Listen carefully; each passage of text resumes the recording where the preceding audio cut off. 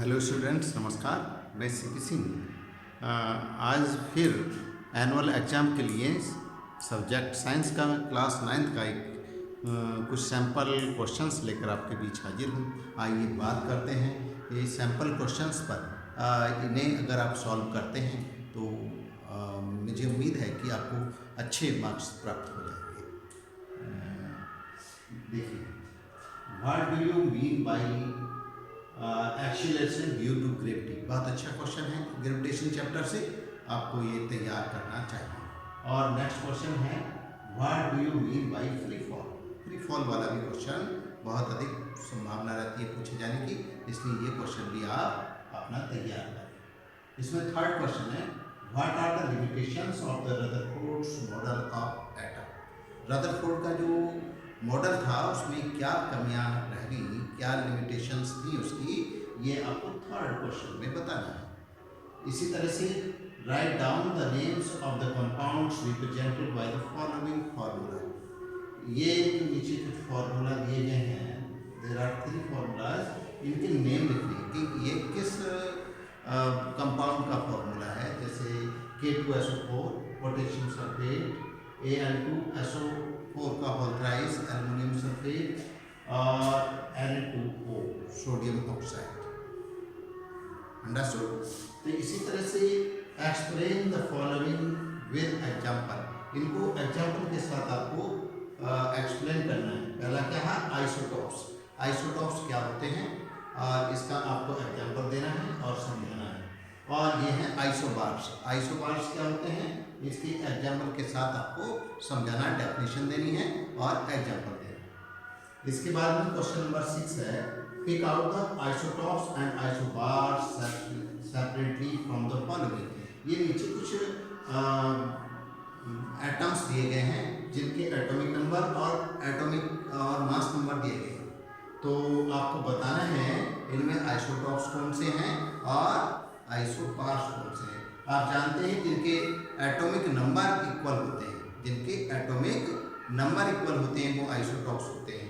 जैसे इसका क्या है 1 है, इसका क्या है 1 है और इसका क्या है एटॉमिक नंबर 1 है। तो ये तीनों आइसोटॉप्स हो गए, isotopes of hydrogen, isotopes of hydrogen हो गए। और जिनके मास नंबर इक्वल होते हैं, क्या इक्वल होते हैं, मास नंबर, तो उन्हें हम क्या कहते हैं, उन्हें कहते हैं हम आइसोबार्स। जैसे ये 40 है, इसका भी 40 है, तो Ca और Ar जो है आइसोबार्स हो गए।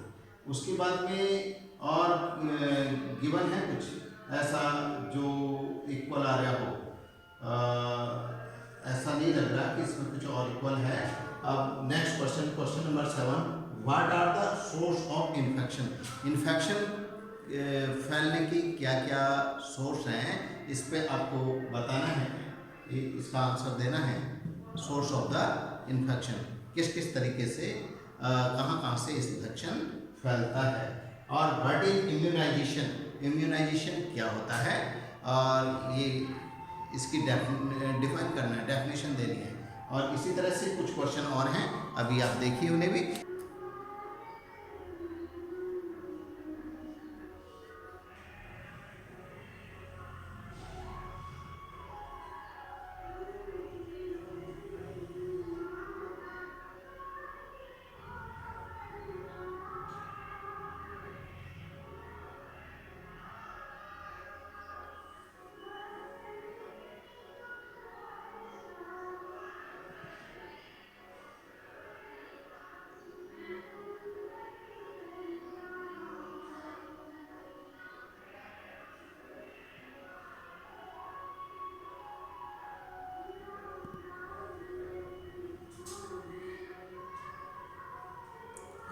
आइए अब आगे के क्वेश्चन देखते हैं। क्वेश्चन नंबर 8, क्वेश्चन नंबर 8 है give electronic configuration of the following element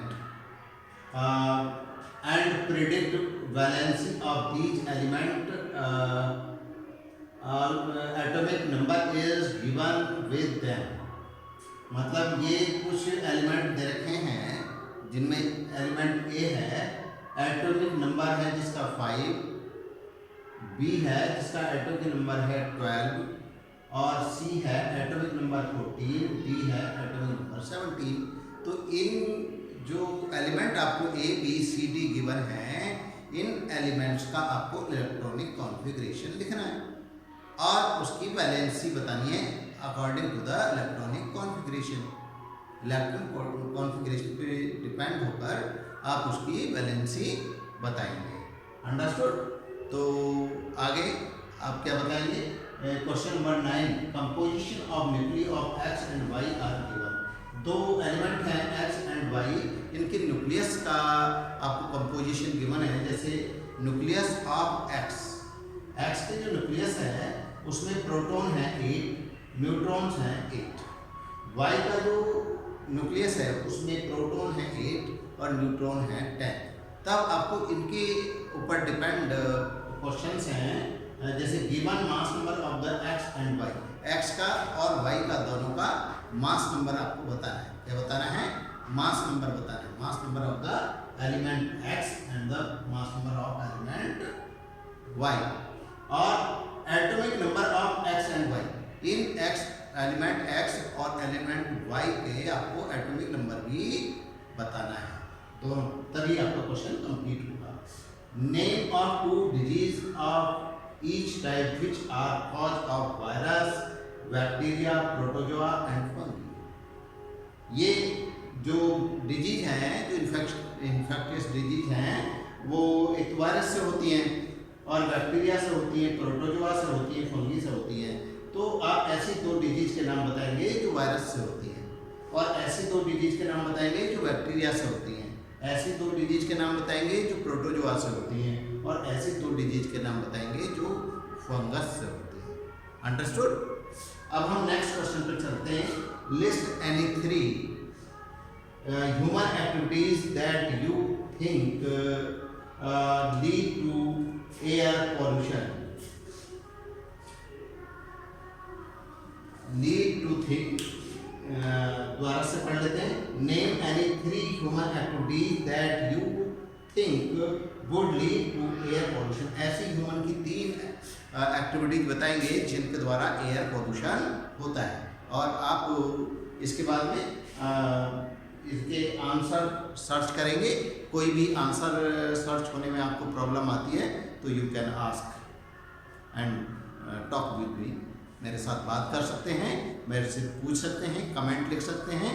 आपको इन क्वेश्चंस के आंसर बताए जाएंगे अगर आप पूछेंगे। आपके लिए ये तैयारी के लिए एक सैम्पल पेपर है जो आपके आने वाले एग्जाम में आपको हेल्पफुल हो सकता है। Okay, thank you all of you.